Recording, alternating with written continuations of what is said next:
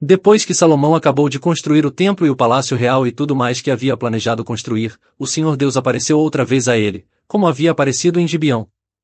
O Senhor lhe disse: Eu ouvi a sua oração e o pedido que você fez na minha presença. Declarei santo este templo, que você construiu como lugar onde serei adorado para sempre. Eu tomarei conta dele e sempre o protegerei. 1 Reis 9, 1-3. Mas, se você ou os seus descendentes deixarem de me seguir, se desobedecerem às leis e aos mandamentos que eu lhes dei e se adorarem e servirem outros deuses, então eu arrancarei Israel, o meu povo, da terra que lhe dei. E também abandonarei este templo que separei para ser o lugar onde devo ser adorado. 1 Reis 9, 6, 7. Porém, isso vai de encontro com a informação que encontramos no livro de 2 Reis, onde vemos que desde uma época muito distante da construção do Templo de Salomão até a época do rei Ezequias, bem como do rei Josias, havia dentro do Templo de Salomão ídolos de diversos deuses.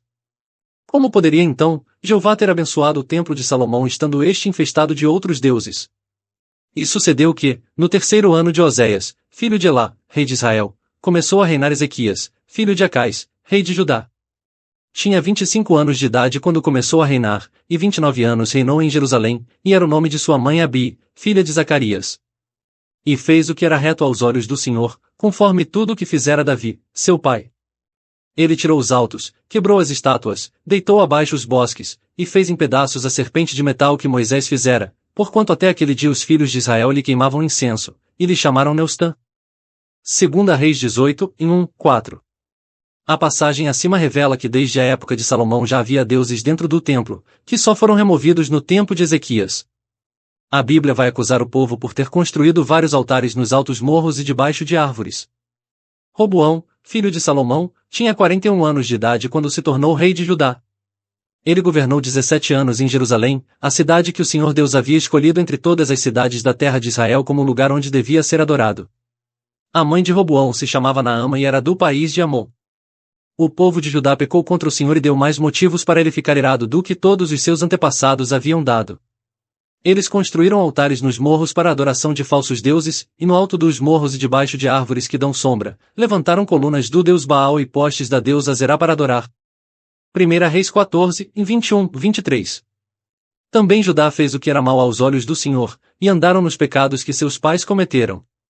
Edificaram altos, estátuas e postes sagrados em todo o monte alto e debaixo de toda árvore verde. 1 Reis 14, 23. Também erigiram altares em todas as suas cidades, desde as torres das atalaias até as cidades fortificadas. Levantaram colunas sagradas e postes de madeira em todo o monte alto e debaixo de toda árvore frondosa.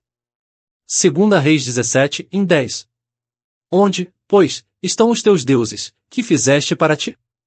Que se levantem, se te podem livrar no tempo da tua angústia, porque os teus deuses, ó Judá, são tão numerosos como as tuas cidades. Jeremias 2, 28.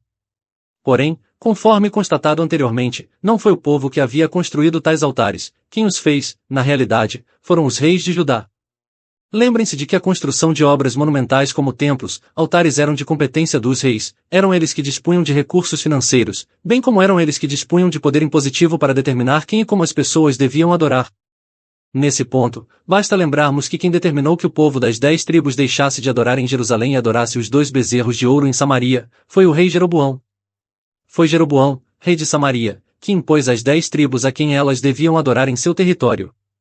Quem mandava destruir templos, altares eram os reis, vemos isso constantemente em diferentes passagens bíblicas, não era o povo quem decidia algo. Quem fazia isso era a classe dominante, a saber, a casa do rei. O povo, como em todas as épocas e até agora, não decide nada, quem de fato manda são aqueles que detêm o poder. Se o templo de Salomão foi abençoado por Yahvé e esse apareceu no seu interior, então isso prova que naquela ocasião o culto a Jeová era prestado com outras divindades.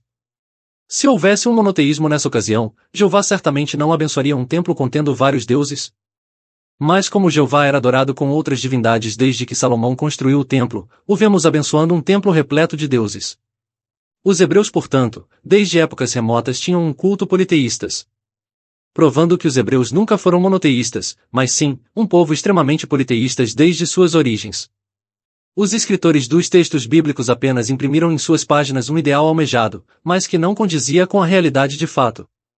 Os breves lampejos de monoteísmo está somente na cabeça de quem escreve os enredos, ele deseja que a realidade de Israel seja como ele a pinta.